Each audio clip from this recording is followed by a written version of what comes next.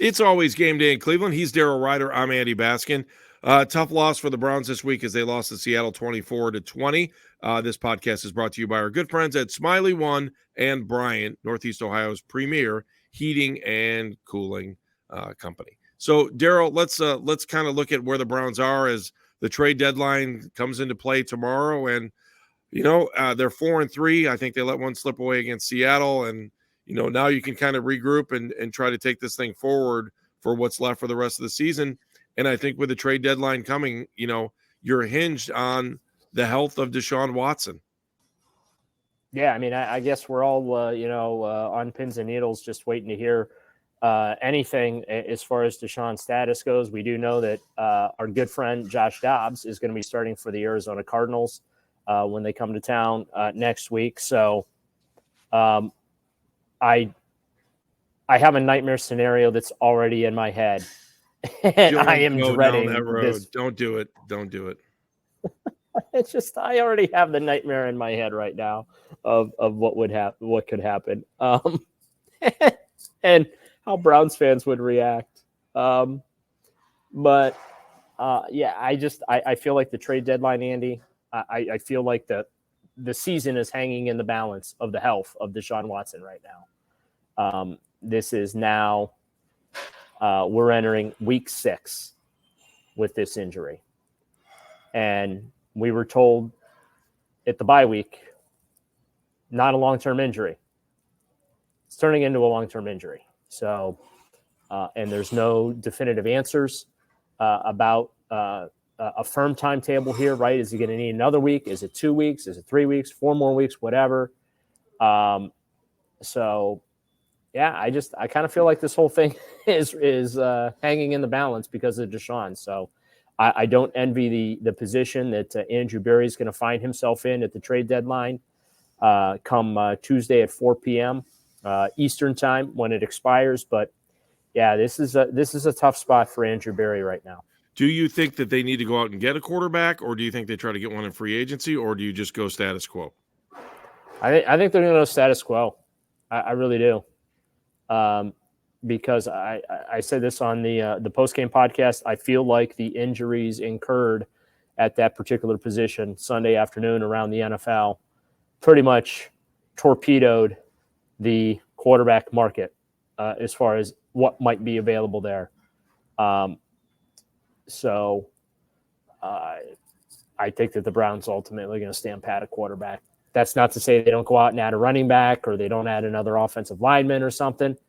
But I don't know. Let me ask you this. What trade is out there for the Browns to make that you think solves the problem that they currently have? I don't right now. I mean, I don't know. Do you try to go to Washington and still try to get Jacoby Brissett? I don't think that the options are there the way they were either with the injury in Minnesota. That was the one thing I thought that if the Browns wanted to try hard to try to make that deal, but the only way you're going to do that is if you think Deshaun Watson's out for the rest of the season. So they are in a weird pickle going into this trade deadline. Yeah, and I mean that again. This is why Andrew Berry has the job that he has, and we have the jobs that we have. It's right. Good for us to debate and discuss, but I feel like he's in no man's land. If you think, you know what I mean, like he's in purgatory right now, and they've invested so much draft capital and assets. I mean, look, I know for a fact that he's been burning the phones, testing the water, seeing who's available, at what cost they might be available, and things like that. But man, I would not want to be Andrew Berry right now and the thing is, this is such an important season for everybody, and they cannot allow their quarterback situation to derail this season. But let's be honest about it. For as well as we feel that P.J. Walker might have played, in spite of the 3 turnovers at Seattle, like the cold hard math is, it wasn't good enough to win. The way he played against the San Francisco 49ers, even though they won that football game, let's be honest about it, Andy, wasn't really good enough to win. Type, you know what I mean? Indianapolis, they won the game, and you say, oh, well, he led the game-winning drive. Yeah, he's a flag away from a strip sack fumble that the Colts recover and the Browns lose. He didn't play well enough for them to win. No. They got lucky. So this is the difficult spot that they're in. But as I say that, he's in a tough spot. This is a guy that was not with this team all off season. He has had to have a crash course in this offense. Players talked about that after Sunday's game, just how much they respect and admire what PJ Walker has been through in his short time as a member of the Cleveland Browns, a guy coming in, just trying to learn the offense. He's on the practice squad, so he's not getting a lot of work and a lot of reps or anything like that. Most of his work is studying film and memorizing the playbook and terminology and stuff like that.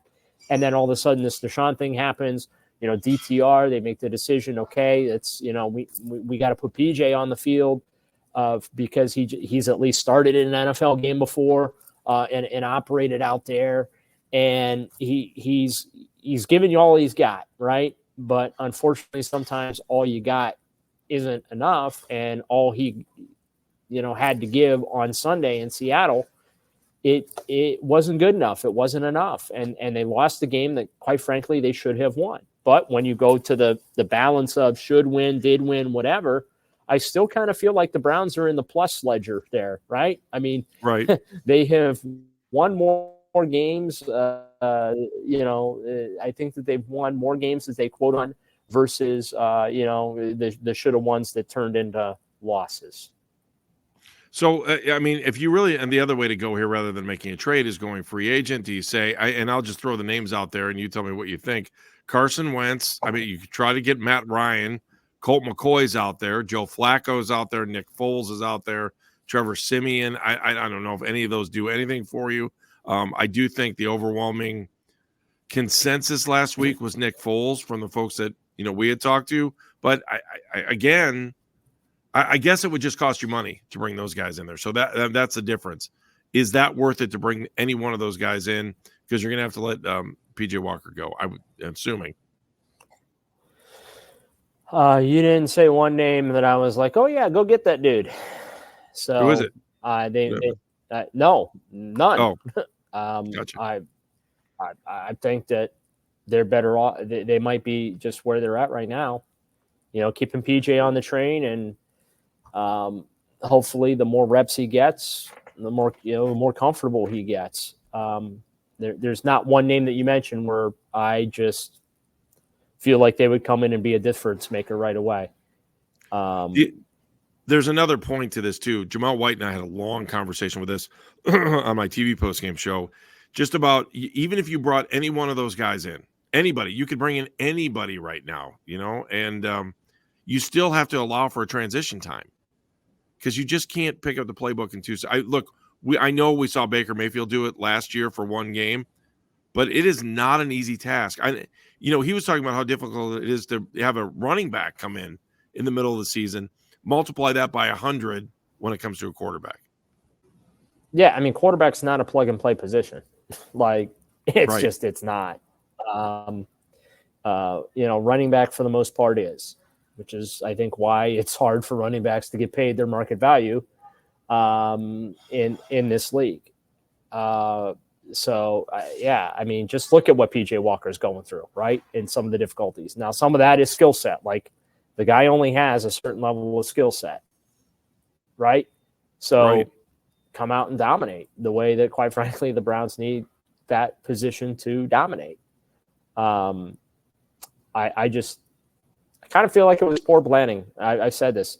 I think Andrew Berry, this is the one thing he screwed up this year, was the backup quarterback position. And all I know is if Josh Dobbs comes in and beats the Browns on Sunday with Arizona, I'm very grateful that I am not hosting on 92.3 The Fan and having to take those phone calls from fans. They better pray. The Browns better pray. It'll be a therapy month beyond the Browns better pray that Josh Dobbs does not come in and beat them. He better, I'm telling you, I know it's first week in November coming up here, right? I'm not going to say it's a must win. They better win.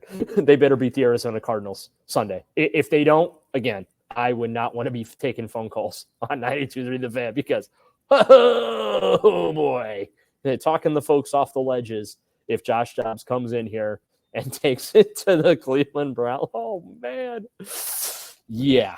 So, all right, Daryl, let's come back. I want to talk about some of the other positions the Browns could be looking at as we hit this trade deadline coming up on Tuesday. So it's always game day in Cleveland.